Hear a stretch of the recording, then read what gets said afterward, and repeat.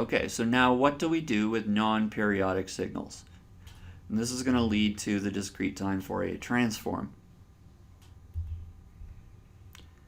So this is sort of filling in the next part of our hierarchy of frequency domain analysis of discrete time signals. Okay, so the problem with what we just did is, what if we have a non-periodic discrete time signal? How do we calculate the discrete time Fourier whatchamacallit? We don't know what to call it yet. Well, we're going to call it the discrete time Fourier transform. So what do? Well, we do what we did in continuous time. That is, we take this signal and we assume that it's just periodically replicated.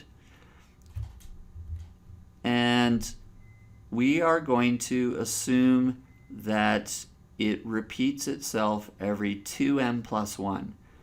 And we're going to make it symmetric around n equals 0. So note, what we've done here is actually added a bunch of discrete values here, which we'll just assume that they're 0.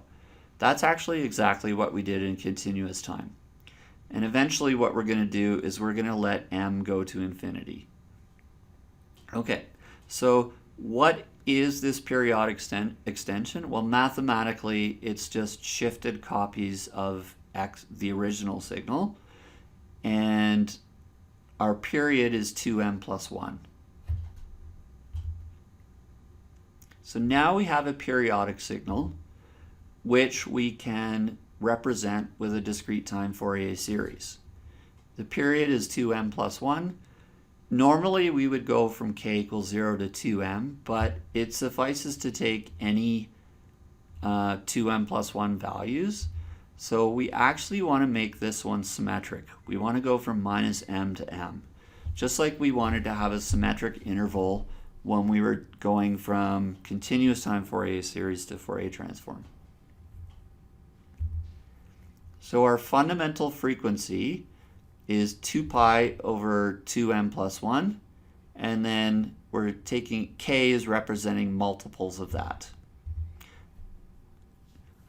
So going back to that expression for the coefficients, we would have that, but in the region minus m to m, that x tilde can just be replaced with x of n, the original discrete signal. Now note, let's just think about the frequencies that are being represented here. So if this is our fundamental frequency, these are the frequencies that are getting picked up by the coefficients. So the lowest one is going to be when k is equal to minus m. It's equal to that. The highest one is going to be when k is equal to plus m. It's going to be equal to that. And note that that is just a little bit larger than minus pi, and that is just a little bit smaller than pi. So in essence, sorry about that, in essence, the frequency range that's represented here, normalized frequency range, is from minus pi to pi.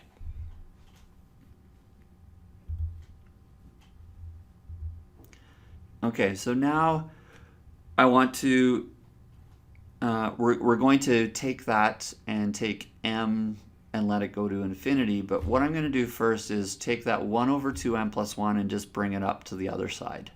And we'll see why in a second.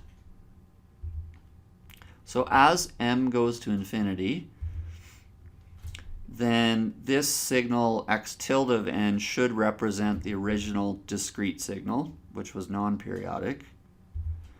Furthermore, the number of coefficients is actually going to go to infinity. And the spacing between frequency components is going to go to a very small number. It's basically 2 pi divided by 2m plus 1, because that was our fundamental frequency, and that's also the spacing between frequencies. And we're just going to call that delta omega. And then each individual frequency is just going to become continuous. And we'll see how that happens in a second. So our non-periodic signal is the limit of this periodic extension. That periodic extension has a Fourier series which looks like that. And what I'm going to do is inside of here, I'm going to multiply and divide by 2m plus 1. And the reason that I've put this in here is because of this. So 2m plus 1 over 2m plus 1 is equal to 2m plus 1 delta omega over 2 pi because of that. And then I've also replaced 1 over 2m plus 1 in here with delta omega, with delta omega. Okay, and that will be our representation for the non-periodic signal.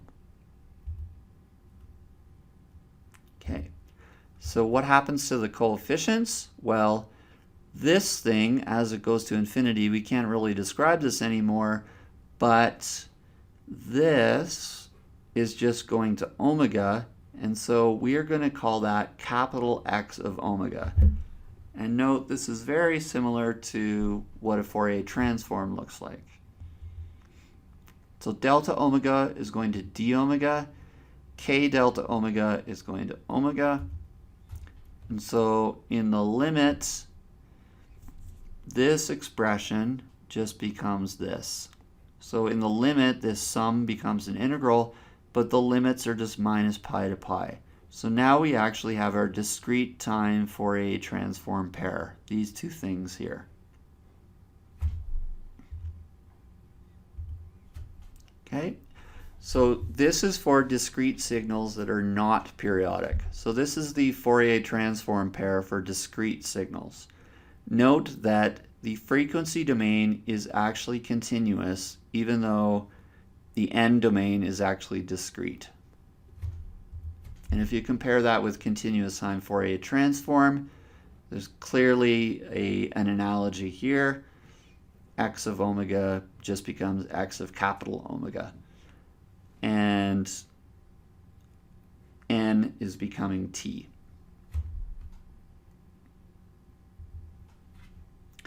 And without going into all of the different proofs and things like that, you can actually, there are tables of properties and pairs of discrete time signals and their transforms, which you can use just like we did in continuous time.